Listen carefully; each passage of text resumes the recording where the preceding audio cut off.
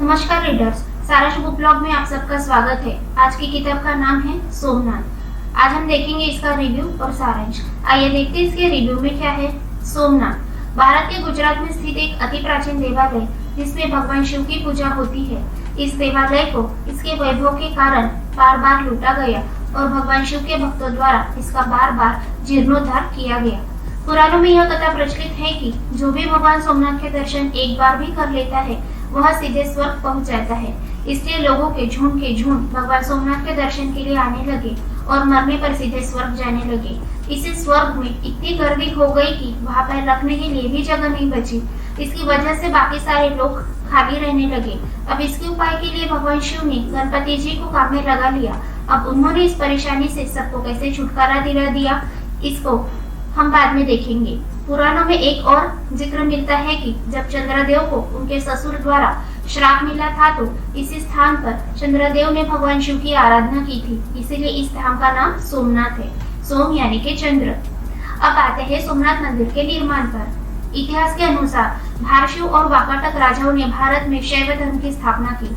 शैव संप्रदाय के ग्रंथ आगम नाम से जाने जाते हैं। चूंकि इस किताब का विषय भगवान शिव के मंदिर पर बेस है, इसलिए किताब के आखिरी पन्नों में लेखक ने शैव धर्म पर जितनी भी रिसर्च की है वह आपको पढ़ने को मिलेगी। इतिहासकारों को यह सारी जानकारियां शिलालेखों, ताम्रपत्रों, राजाओं द्वारा चलाए गए सिक्कों और बाकी सारे दस्तावेजों से मिलती रहती है। सोमनाथ महालय भारत के 12 ज्योतिर्लिंगों में से एक है। यह प्रमुख ज्योतिर्लिंग है। किताब के अनुसार सोमनाथ ज्योतिर्लिंग की स्थापना शायद वल्लभी वंश के राजाओं ने 5वीं या 6वीं शताब्दी में की होगी। जरूरी नहीं कि राजा के वंश के सारे लोग एक ही धर्म का पालन करते हो। एक ही वंशावली के अलग अलग राजा कभी कभी अलग अलग धर्म का पालन करते थे। लोगों के लिए धर्म बहुत मायने रखता था। वह अपने धर्म का बहुत कड़ाई से पालन करते थे। सेनापति भट्टारक ने वल्लभी वंश की स्थापना की, जो खुद एक शैव धर्मी थे। यह उनके ताम्रपत्रों और शिलालेखों से पता चलता है। वैसे सोमनाथ महालय पर दर्जनों बार आक्रमण हुए, लेकिन सबसे ताकतवर आक्रमण सन 1025 में महमूद गजनी का था। उसने भारत पर 17 बार आक्रमण किए। उसका यह आक्रमण इतिहास में इसलिए भी प्रसिद्ध है क्योंकि यह प्रबल आक्रमण होने के साथ साथ गजनी का आखिरी आक्रमण भी था। इतिहास में सोमनाथ महालय के ऐश्वर्य का वर्णन पढ़कर आपका मुंह खुला का खुला रह जाएगा। इतिहास कहता है कि मंदिर के कोष में इतनी रत्न राशि थी कि उसका 10वां भाग भी किसी राजा के पास नहीं होगा।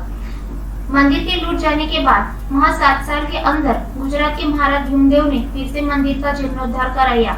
भारत के पास तभी बहुत धनराशि थी। गुजरात के उस दौर के बहुत सारे ग्रंथों में तो इस लूट का कोई जिक्र भी नहीं है, जैसे कुछ हुआ ही न हो। इसी अमीरी के कारण शायद भारत को सोने की चिड़िया कहते होंगे। अब उस मुद्दे पर आते हैं कि भारत पर बाहरी आक्रांता बार बार हमला क्यों करते? क्या उन्हें यहाँ रोकने वाला कोई नहीं था, या यहाँ के राजा और प्रजा में इतना बल नहीं था कि उनको रोक सके? लेखक ने इन बातों पर भी प्रकाश डाला है, जैसे कि भारत में जात पात का वर्चस्व था, जिसके चलते सबको एक जैसे अवसर नहीं मिलते थे, भले ही उनमें कितनी भी प्रतिभा क्यों न हो। राजा का धर्म अलग होता और मंत्री, सेठ, साहूकार और प्रजा का अलग। इस प्रकार सत्ता मंत्रियों के हाथों में रहती। गुजरात का राज्य मूलराज प्रथम ने स्थापित किया। इन सारे घटनाओं की जानकारी प्रबंध चिंतामणि नामक ग्रंथ में मिलती है। जब गुजरात के सोमनाथ मंदिर पर गजनी का आक्रमण हुआ, तब गुजरात के राजा चामुंड राय थे।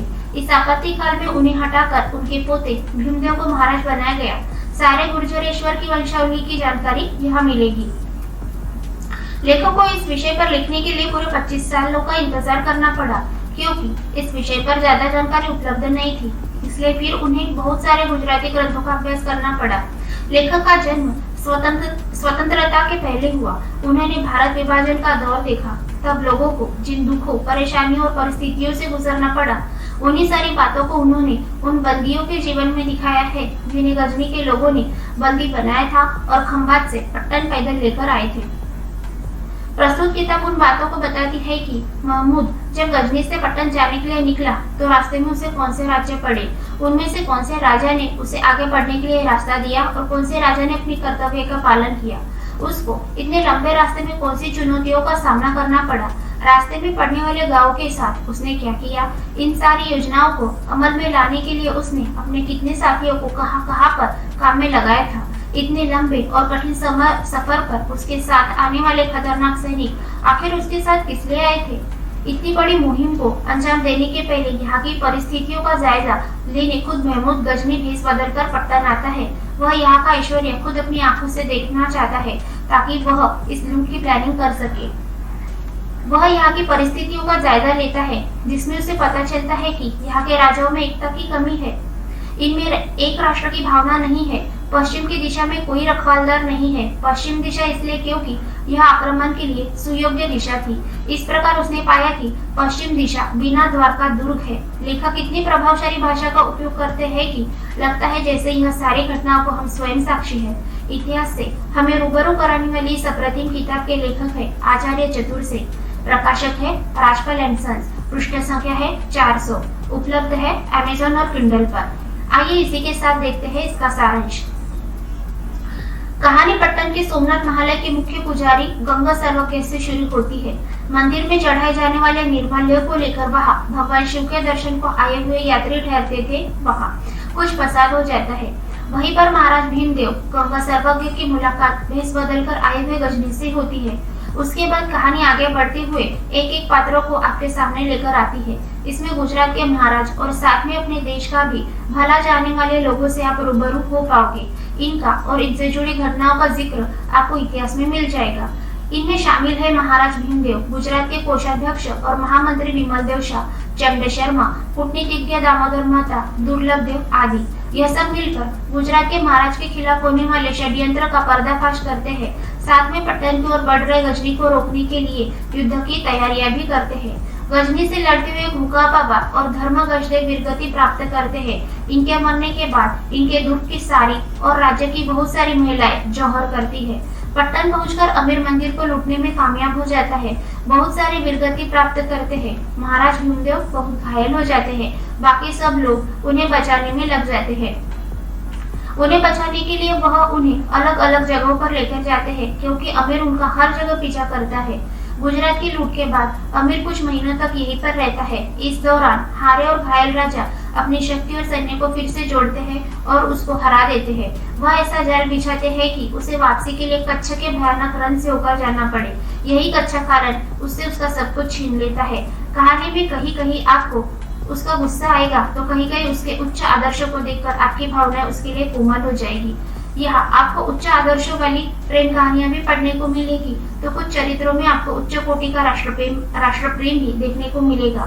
साथ में बुराई, भलाई, कूटनीति, आदर्श ऐसे बहुत सारे गुणों को अलग अलग चरित्रों में पिरोकर लेखक यह कहानी आपके लिए लेकर आए हैं। इस अप्रतिम किताब को जरूर पढ़िए।